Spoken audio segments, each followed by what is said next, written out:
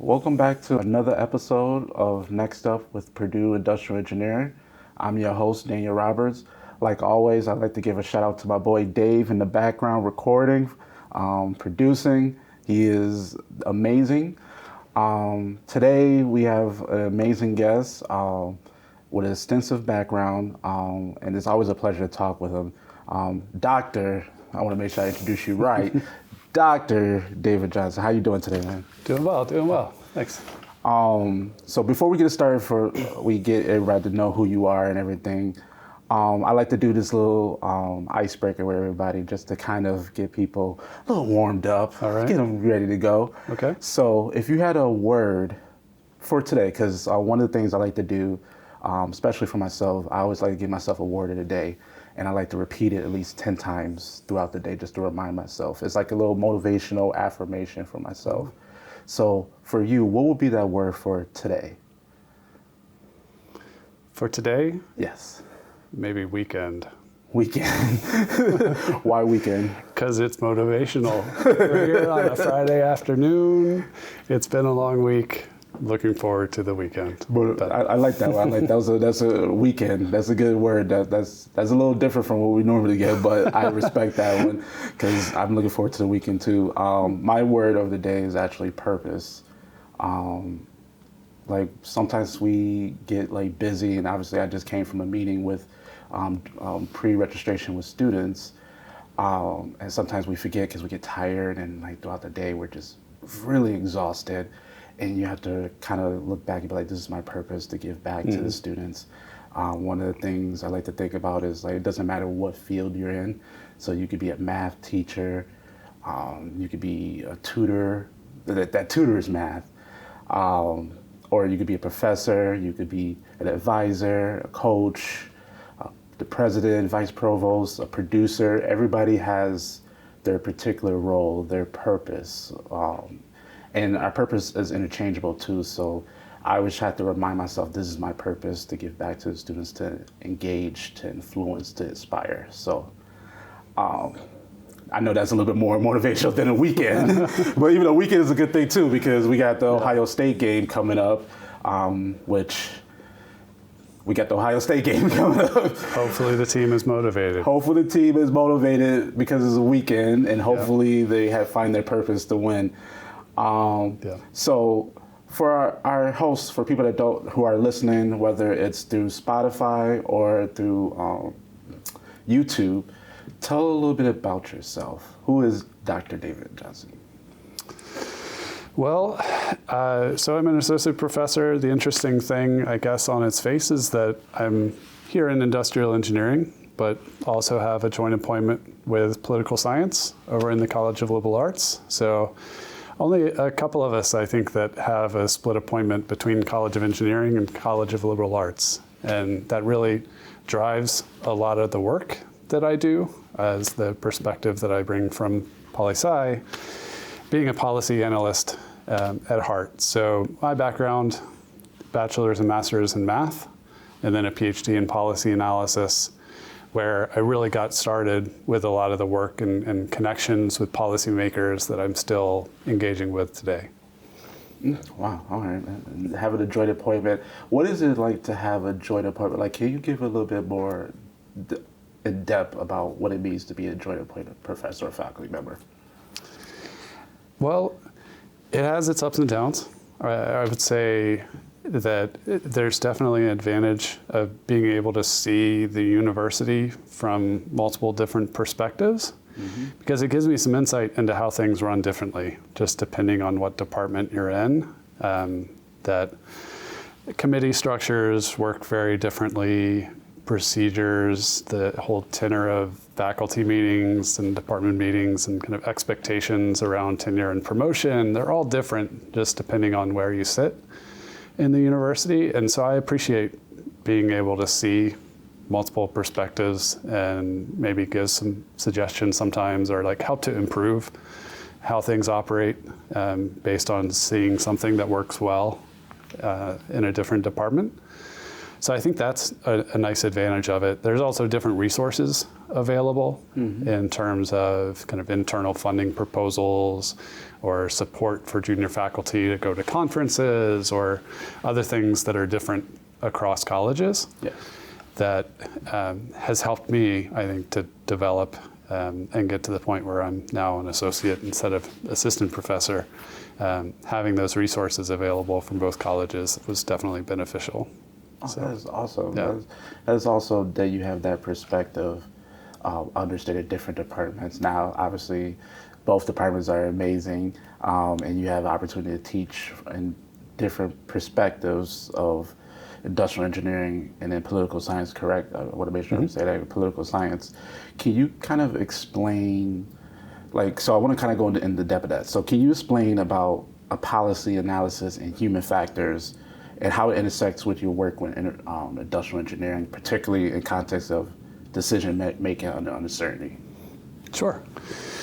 Yeah, I mean, one of the other advantages is being able to cross-list classes and have students taking courses that have a little bit of both flavors and getting to learn about where there's crossover or things that they just haven't been exposed to.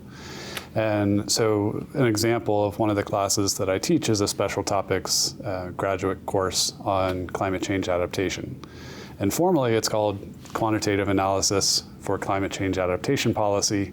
And it's listed across both departments, and I get students from not just IE and political science, but also environmental engineering, and I've had some students from communications and management take it in the past, people in other different flavors of engineering.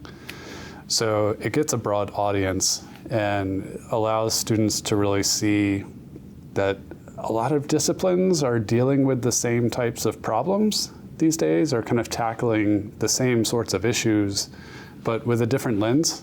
And if they work together, then that's what it's going to take to solve big problems like climate change. There's not just a single discipline that's going to be able to do it. And I think the training that I've had as a policy analyst lets me see multiple perspectives and how they kind of fit together. Yeah.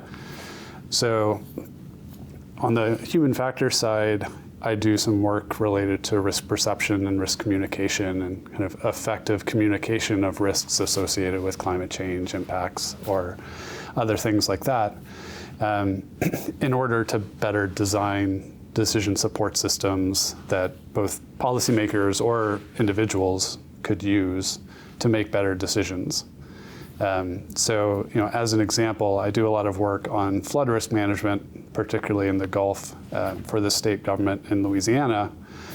And it got me thinking about some of the data viewers that they've produced to show information that we generate, through our models. They have a portal online with a lot of data about their coastal master plan and much more in-depth estimates of flood risk than what you could get from FEMA or the National Flood Insurance Program or other portals that are out there, because we generate so much more kind of rich detail about the flood hazard in coastal Louisiana. And it got me thinking about how those data viewers could better drive decision making when people are deciding whether or not they want to elevate their house, or if they want to flood-proof their business, or if they want to accept a buyout and relocate somewhere else that's at lower risk. So I've got a student who is looking at all of the different risk portals related to flood risk that are online, that are produced for the US. And pretty much every state has at least one. Some individual cities or counties have their own. There are a few federal or kind of nationwide systems. And we just wanted to see how much of a wild, wild west is it in terms of how that information actually gets communicated and what information gets communicated. So as we're looking at all of these different data viewers, some of them might just present information about your 100-year flood depths, the flood depths with a 1 in 100 chance of occurring in any given year. Some of them also present 500-year flood depths, because those two are really the depths that get regulated through policy or that deal with flood insurance requirements. A few give other information about somewhere else in the probability distribution. Not many, but some have information about like individual structures and the damage that you might face if your house gets flooded to 3 feet. So it'll tell you more than just, oh, your 100-year flood depths are 3 feet. Well, this is how much damage that might actually cause. But there's not really any standardization of what information is presented or how it's communicated. Mm-hmm. And we don't really have a good understanding of how people process risk information when it's in map form. So I'm trying to figure out, like, how do people actually use this information to make decisions? And can we design these systems in a way that will help them make better decisions? So that's kind of an example of where human factors related to kind of how we process risk information intersects with decision making and policy, and some of the work that I do directly with policymakers in the state government. Now, and that's amazing. That is super amazing. Now, have you thought about that location plays a factor when you're trying to figure out the particular kind of information? Because in Louisiana, because I used to live in Mississippi, okay. I know that Louisiana and Mississippi, they're almost like intersectable as far as like location, as far as climate is very, very, mm-hmm. I won't say behind, but very, what's the word I'm looking for? It's not as advanced as a metropolitan or other areas that can handle those type of conditions as far as flood. Do you always think about this location when it comes to those decisions? Like kind of figure out that information, that data-driven information? I mean, the location is super important because there's so much variability in the risk from place to place. Even if you're looking in areas like Mississippi versus Louisiana, there are parts of the Louisiana coast that are going to be a lot safer than a place that's similar, distance from the coast in Mississippi, because they have a flood wall or a levee system in place to try and provide some level of protection to everything, not just your own individual house that you might elevate. And there are also just different places along the coast. The way that the Gulf of Mexico is set up, that hurricanes are more likely to hit than others. So you're more likely to see landfall in some parts of the coast than others. And then obviously the further inland you go, storm surge isn't really an issue, but rainfall still might be a big issue from those hurricanes. And so understanding kind of your sense of place and representing as much detail and resolution in your models as you can really make a difference. As you're moving further inland, for example, one thing that we're finding is that it becomes so much more important to represent rainfall and kind of the variability in rainfall that a hurricane might deliver. Mm-hmm. And if you are thinking about just modeling flooding from rainfall, people typically do that differently with different models than if you're modeling risk from storm surge. Yeah. And people who model the risk of flooding from riverine overflows, they also might use totally different models and different statistical techniques. And so those different communities are all studying flood risk, but from different sources and using different techniques. And some of the research that I do is how to put all of that together and study the risk of flooding jointly from all those different sources.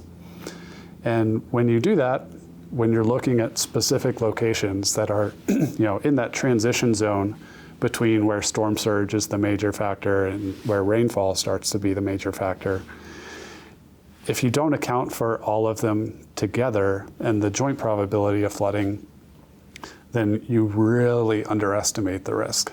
Like I'm talking from a 100-year flood event, you might be estimating that like a third of the structures are actually going to receive damage from that flood than would actually receive damage. So that's an example where like the location is super important, but it's also important to try and do the science right. Yeah. And you already kind of touched on the flood risk modeling. You already talked about like application examples of like flood risk modeling and everything. I want to touch upon research because one of the things in industrial engineering, we have students that are interested in research. You already talked about how you have a student that's already in research. Mm-hmm. From a research perspective, what are some things that you look for when a student is interested in working with you in research, especially with these type of, I won't say issues, but flood risk modeling? Like, what should a student, like, is your expectation on the knowledge that you're hoping the student gain, the knowledge the student's gaining, and expectation of that student when they're looking to do research with you? Mm.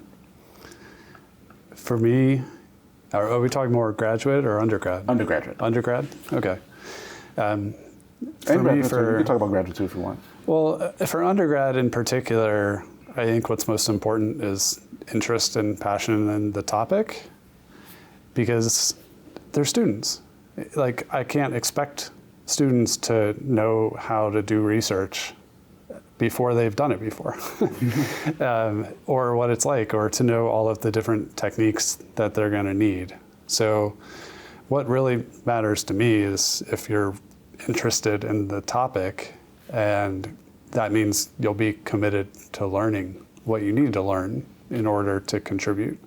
So I think just being passionate about it is the main thing that I look for. And then some of the usual things like being well organized. In some cases, depending on the project, having some prerequisite knowledge is helpful. Mm-hmm. If you've taken certain statistics classes, that's going to help when you're talking about risk. But overall, just an interest and commitment in it. But I think I can go to some of those secondary criteria now because students are so interested in policy these days, mm-hmm. and particularly interested in environmental policy and climate change and environmental justice and the types of things that I'm interested in studying. Can give you an example. I've got some students now from the data mine learning community from a lot of different departments, math and stats and ag, econ and computer science. 6 students together on a team that are studying the relationship between natural disasters and domestic violence rates, mm-hmm. because there are a lot of factors that are in common to both. That if you experience a disastrous flood, then you might have lost pets or loved ones. You might be temporarily displaced from your home while it's being reconstructed or repaired. You might lose your job because you had to relocate somewhere else temporarily. You're going to be under a lot of financial stress. There's higher rates of alcohol or drug dependence after disasters. And all of those stressors are things that are also associated with higher rates of domestic violence. So I got in touch with the data mine folks and said, hey, I've got this potential project. We have these 3 data sets that we can all link up together to try and study this issue systematically. And they put out a call just to find students who might be interested. And like 2 hours later, one of the managers at the data mine was like, okay, so we've got about 25 students who are interested already. I can start pulling profiles together for them. And ultimately got even more than that. But it just goes to show, I think, how thirsty students are now for problems that are really going to make a difference, or like learning about things that they care about. And there's a lot of students out there that really care about environmental issues. So, wow. 2 hours later, hey, I got about 20 to 25 students that want to help you out with this project. Yeah, that is, I was amazed. I'll be made stupid. Like, okay, when can they start? Like, that would be my first mindset. Going back into like kind of changing the world, one of the things that's like very big right now, big topic right now, is sustainable agriculture. How does your work or your work in this particular field addresses the challenges of sustainable agriculture, and what policy implications can it have? Right. This is one of the other areas that I do a lot of work in. So we're thinking about sustainable agriculture and thinking about it from an IE perspective. There's a number of different ways that we could kind of approach the problem. I work with some economists in the ag econ department and hydrologists and crop scientists at other institutions. And we think of it as a systems engineering problem, really, and trying to understand what are the different trade-offs associated with environmental outcomes from agriculture, and how do management practices that are trying to target things like water quality or reducing the risk of harmful algal blooms in the Great Lakes because of runoff from phosphorus and nitrogen fertilizers, or hypoxia in the Gulf of Mexico from nitrogen and phosphorus kind of running off throughout the entire Mississippi River basin and then getting ejected out into the Gulf. If you have policies that are put in place to try and manage that nitrogen leaching, what impact is that going to have on food prices? And is it going to shift production elsewhere in the country or elsewhere in the world because you're making restrictions that reduce the efficiency of production in the Midwest, which is one of the most fertile parts of the world?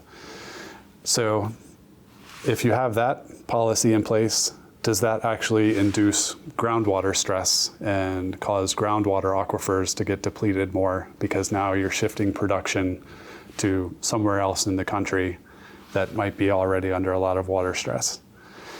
And then vice versa, the same sort of thing. If you have a policy that restricts groundwater withdrawals to what can sustainably be recharged through rainfall, is that going to cause water quality issues in the Gulf of Mexico as a result?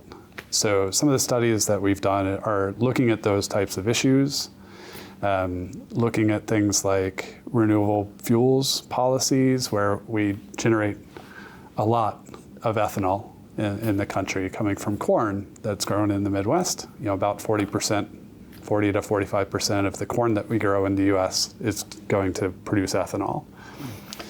So we looked at what the environmental outcomes would be of repealing the renewable fuel standards that mandates that production. Mm-hmm. Because the ethanol itself is not actually as beneficial from a greenhouse gas emissions perspective as we once thought it was. Yeah. It's not really saving us a lot of emissions compared to a petroleum baseline. So replacing gasoline with ethanol is not really helping from a climate change perspective. And so if we repealed the policy that says we have to produce this much ethanol, how much would that reduce demand for corn in the US? And how much would that indirectly reduce hypoxia in the Gulf of Mexico?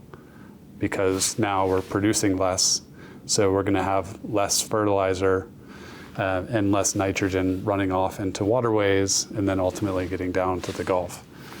So we look at those types of trade-offs, but you really have to view it as a systems problem in order to really account for all of the different outcomes that we're interested in and try and understand, why does it seem like any sort of best management practice that we put in place is just going to lead to more deforestation in Brazil?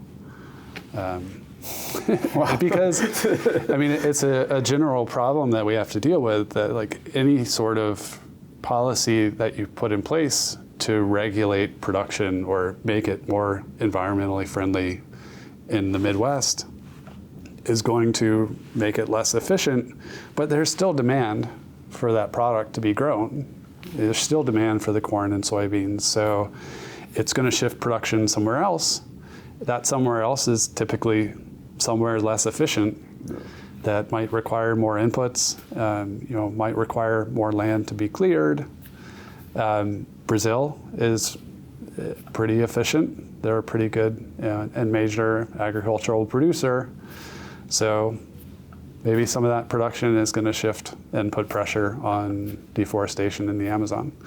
But we have to like really be careful in terms of how we're linking up different models and how we're modeling things to really confidently predict kind of what might happen. And those sorts of linkages are there conceptually, but it's really kind of challenging to figure out how much of that stress really is going to occur if you change a policy in the U.S. Yeah. Wow. So because I'm thinking about, like, you brought up some interesting topics, and one of the things I'm talking about that made me think about was inflation.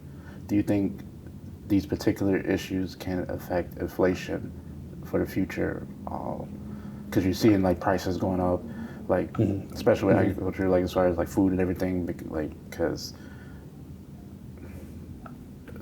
risk management policies that affect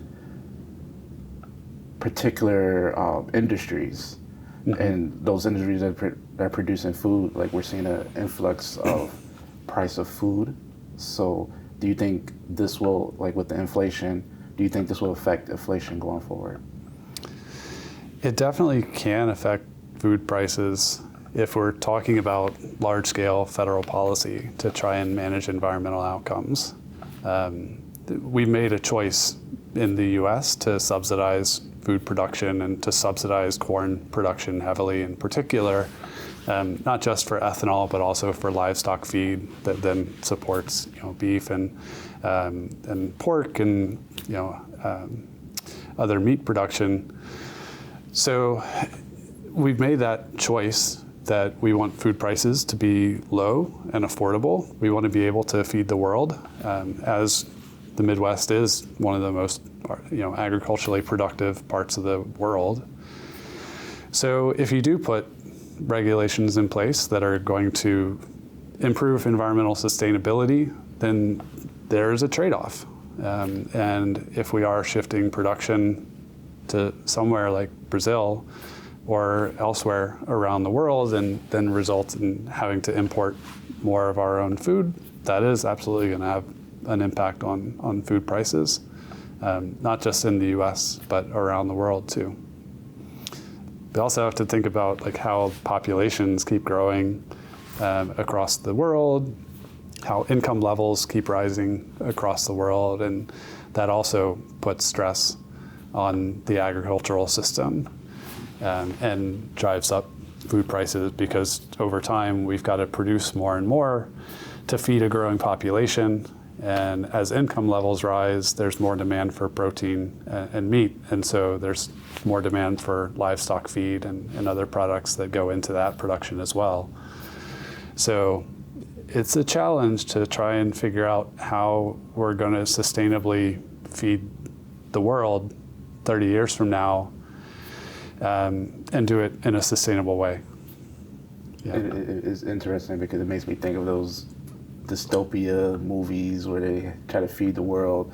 I hope it doesn't get to a point where McDonald's is like the number one thing that's feeding everybody, because I'll be like, you know what, I'll just drink water, eat leaves for the rest of my life. No, because it's crazy, because I eat relatively healthy, and it's like you notice real quickly, like within like the past few years, the most healthiest food, it's gone up by like 50 cents. Like I used to be able to get like fruit, some meat, some grains, like some healthy fats, some other, every now and then I indulge in some junk food because I love me some gummy bears. But like I would get and some pizza too. But like I would definitely indulge in that. But like to see the price, like I would pay like $30-$40. I would go to like an Aldi's or something and pay like $30-$40. Same thing now, I'm paying like $60-$70. And I'm like, how did this happen? Like, did I not see this? Did I not realize this? Like, do you ever, like when, as you're talking about this, do you ever think about like how much food, the prices of food is going to increase? Because yes, we're trying to be sustainable, we're trying to be responsible. Right. But at what point do we say, okay, because there are communities that can't afford it. There's some communities that can't afford, Right. And they're eating unhealthy food, and they could, the only place they go to is a McDonald's or a Burger King or those unhealthy chains. How do we get around that to be able to feed enough people where they're not damaging their, because I get it, like income increases, everything goes up because that's just the nature of the world, but how do we get around that to be able to feed those communities? Because we're seeing an increase of communities going to, like I said, like a McDonald's, a Burger King, instead of going to get those regular produce foods. It is going to be challenging, for sure. And it's hard to keep that perspective in mind sometimes when we get caught up in the research and I'm thinking about, trade-offs between groundwater depletion and hypoxia in the Gulf of Mexico. Well, the prices part is another one of those trade-offs that you have to keep in mind. And I think you're right that the inflation for fresh foods and kind of healthy options has really gone up more than some of the cheaper, less healthy options. So if you're making a choice to try and avoid things that are made with high fructose corn syrup and hydrogenated oils and things like that are like cheap because we do subsidize corn that goes into that corn syrup. If you're making that choice, then there's consequences at the register, right? But trying to scale that up and think about how to encourage healthier diets around the world for people who are less fortunate and can't afford to eat organic or can't afford to make some of those choices, or even just don't have access to healthy foods in their neighborhood or within easy transportation distance for them. It's going to be a challenge, but I think we can definitely do it. It's just going to take a lot of thought and an understanding of what exactly our priorities are, and making good investments in things like R&D to be able to combat some of the other challenges like climate change, making rainfall a lot more prone to kind of really intense flooding events that might flood a field and cause a crop to fail, or extreme heat that has the same impact, destroying a crop. So we're working on a lot of the technology in order to try and improve irrigation practices, try and improve genetics of seeds to make it more drought resistant or pest resistant. But we can't just rely on the technology either. I think a big part of the problem is going to be trying to reduce food waste. And I know there's several other folks in the department, like Professor Lee, who's also working on that problem of trying to reduce food waste in the supply chain, and take some other kind of IE core skills and apply them to this problem. So, shout out to Professor Lee, by the way. Shout out. Big ups. So we talked a little bit about flood risk modeling and sustainable agriculture. I want to kind of tie back into like the environmental risk communication and the decision support tools. That sounds intriguing. So could you share some insight on how these tools help policymakers and general public be informed of decisions of the environmental issues? Yeah, I think one of the kind of key insights from IE and human factors is that decision support systems are going to be different depending on their audience.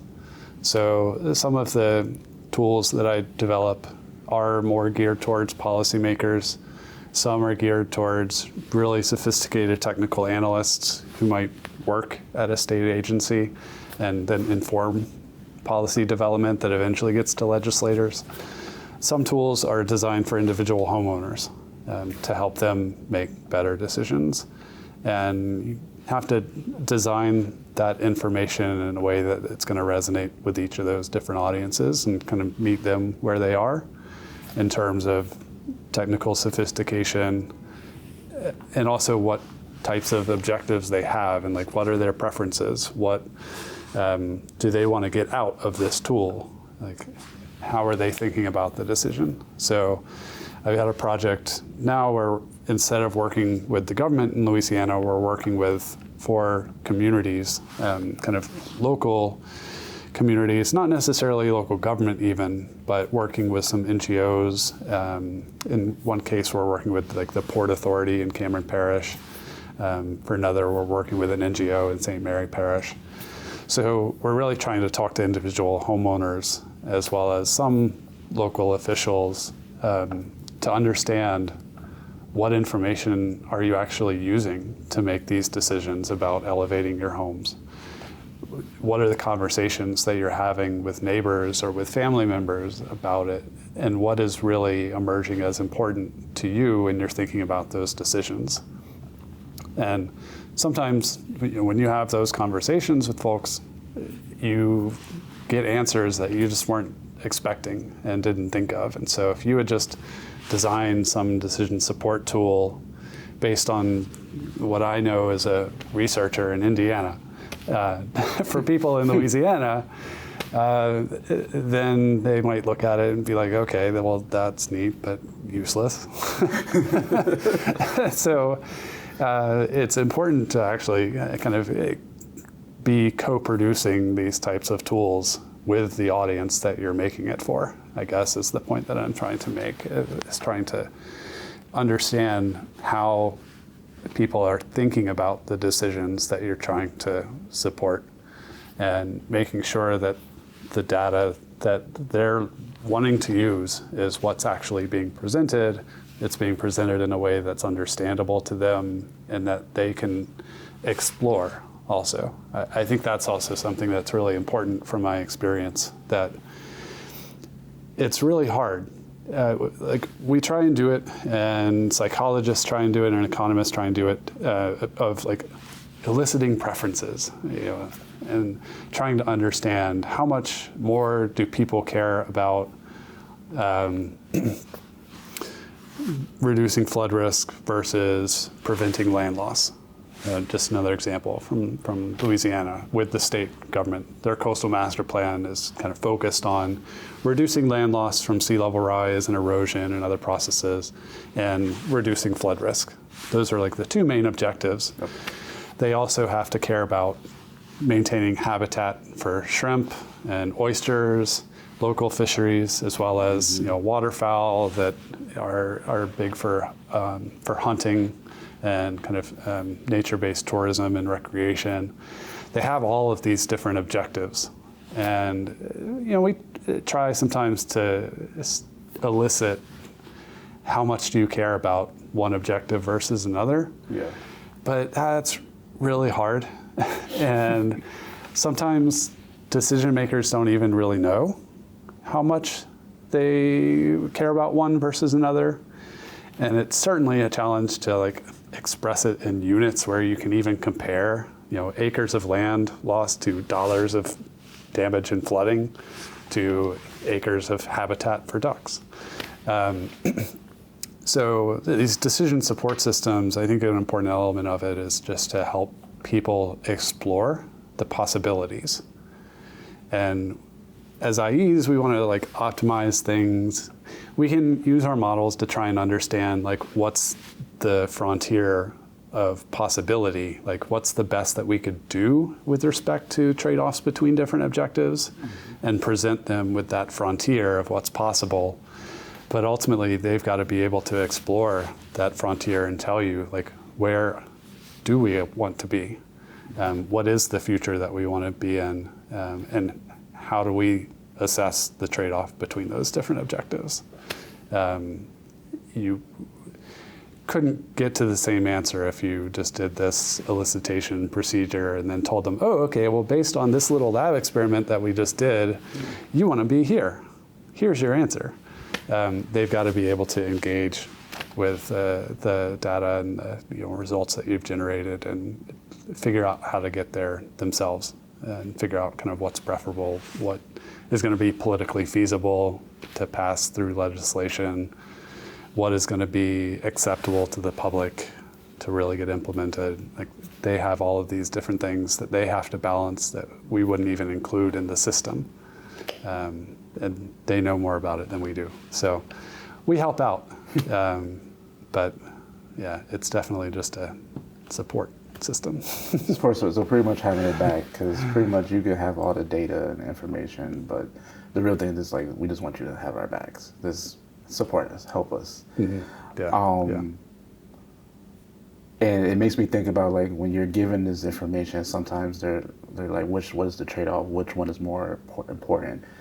It's like you almost got to market yourself and market the information. Like, look, they're both important. Like, focus on both of them, not just one. Right.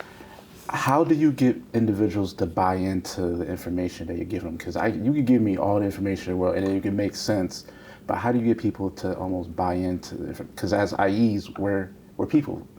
We're people engineers. The goal is to get people to we're extroverts of engineering, to get people to buy into what we're trying to say. So how do you get people to buy into the information that you give them, regardless of the data that's presented to them? How do you get them to trust that, hey, this will work out if we do this? Well, first off, introvert, definitely, just to be clear. Just to be clear. But to your question. I don't feel like you're an introvert. Well, I guess because we have great conversations with each other, so. Right. Yeah. But to the question, it kind of goes back to something I said earlier, that co-producing the information is essential in my mind.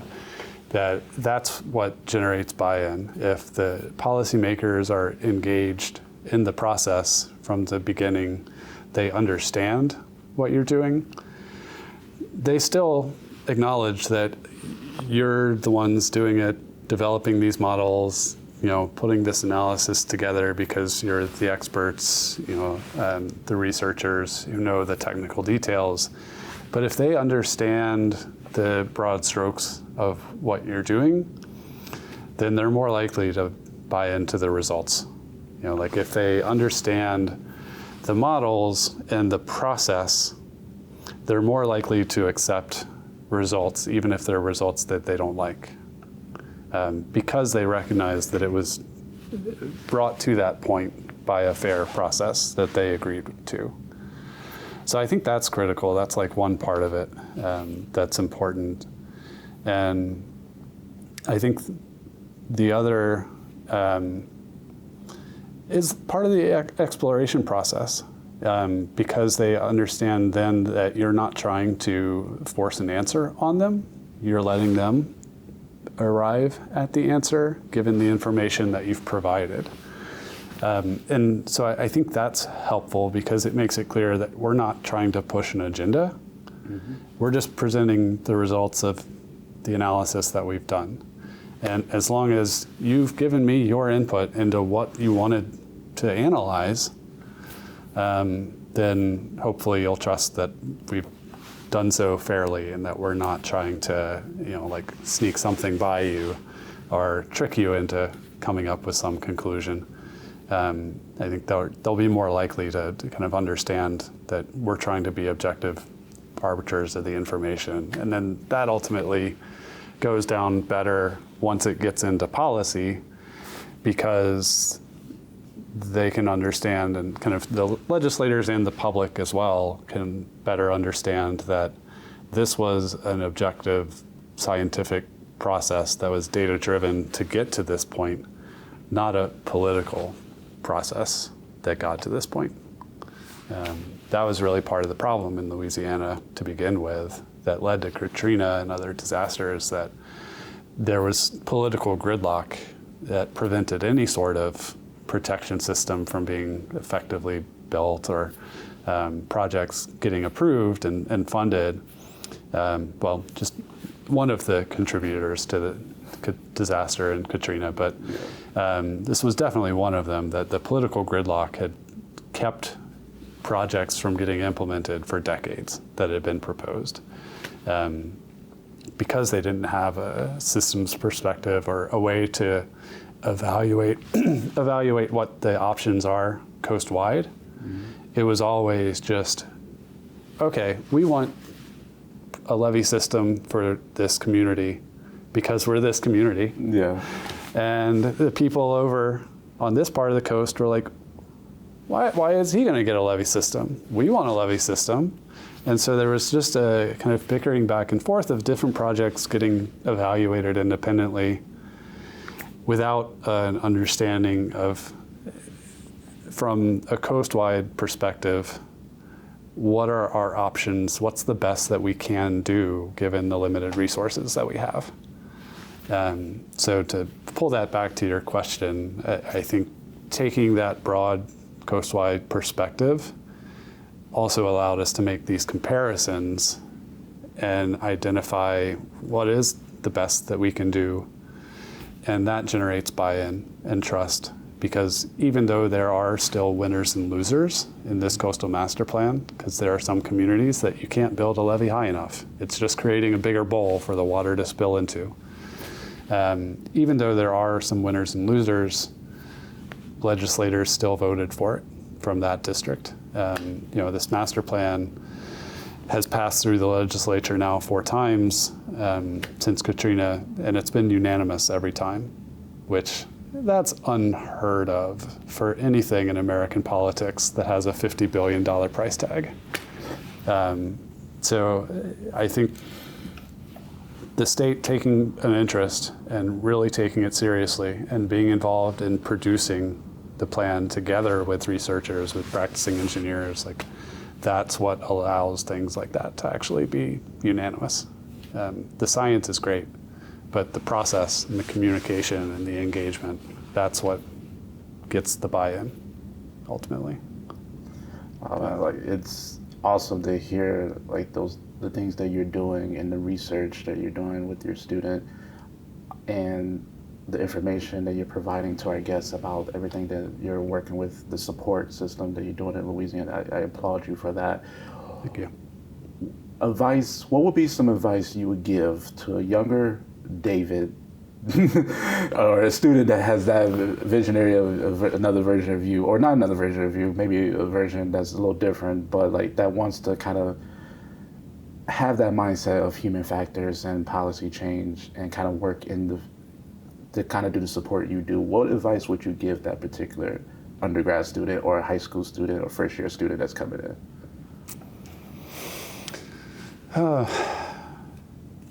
Kind of goes back to what I look for in undergrad researchers is find what it is that you're passionate about, and really get engaged with that. And don't feel like just because you're an undergrad that you can't get involved in something that's going to be meaningful and make a difference. And don't feel like, well, I'm not going to know enough until I get to grad school or until I get a job and have been working there for 5 or 10 years. So don't be afraid to speak up. A lot of really great ideas have come from the people who are not the most senior in the room, on all these types of projects. And so don't be afraid to ask questions. Don't be afraid to speak out if you've got an idea and you don't know if it's a silly idea or not. Sometimes it might be, but if it's not, great. You help move things forward. So yeah, find something you're excited about and just do it. Well, just do it. You should get a sponsorship from Nike. Just like, here's a check for you right here.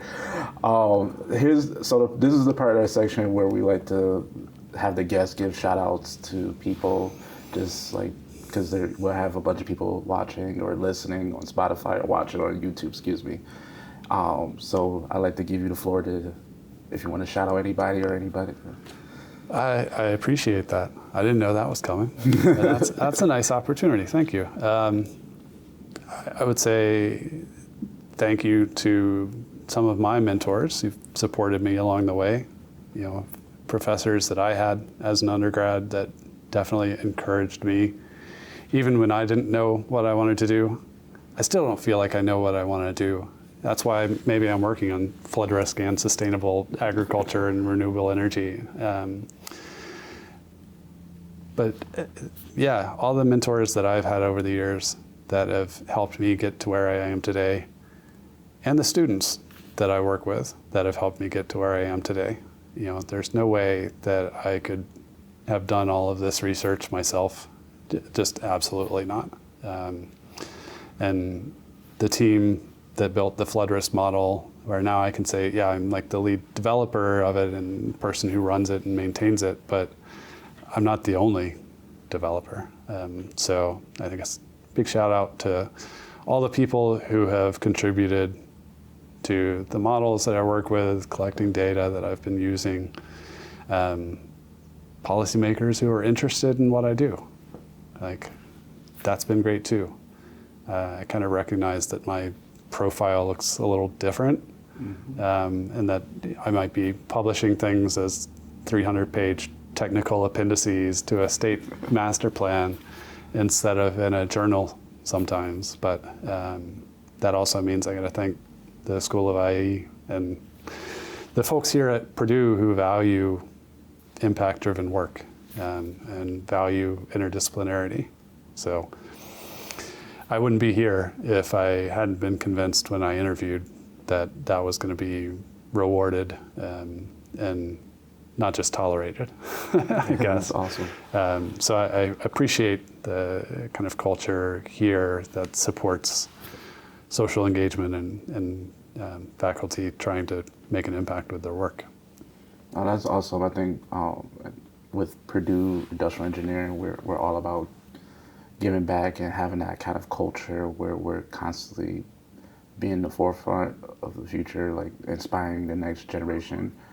I want to make sure I give a shout out to Purdue Industrial Engineering, this first year engineering, because they have to bring in the next generation of IEs, all the work that they do, the College of Engineering, Purdue University, obviously Dave Montgomery, always great producer, great guy, man.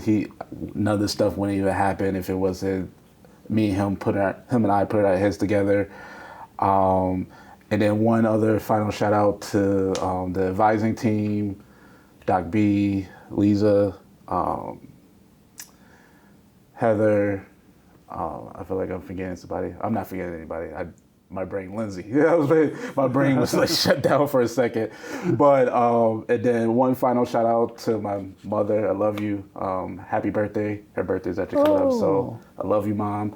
And then a final shout out to you, Dr. David Johnson, or David, obviously, because we're on the camera, so it was this a little formal. But shout out to you for taking the time to sit and talk with us. It's truly an honor for everything you're doing, especially because I've been in Louisiana, lived right by there, and seen everything that they dealt with, especially with Katrina, and the fact that you're doing all the support to give back, and also being a joint professor, not just here, but in political science. So the knowledge that you're given here in industrial engineering, you're also giving that same energy to political science. So I'm pretty sure they're very happy to have you. Obviously, we'll meet up and have lunch and talk some more, because our conversation on camera usually is kind of like this, but it's a little bit more and a little more goofier. But like, I appreciate you just taking the time out. And that's it for today's episode. Next up with Industrial Engineering. Have a good day, and hopefully you enjoyed this episode. And make sure you follow us at Purdue IE on Instagram, on YouTube, on X, also on YouTube, like I said, on YouTube, on LinkedIn. And then make sure you looked up Next Up with Purdue IE, Purdue Industrial Engineering, on Spotify. Have a good day.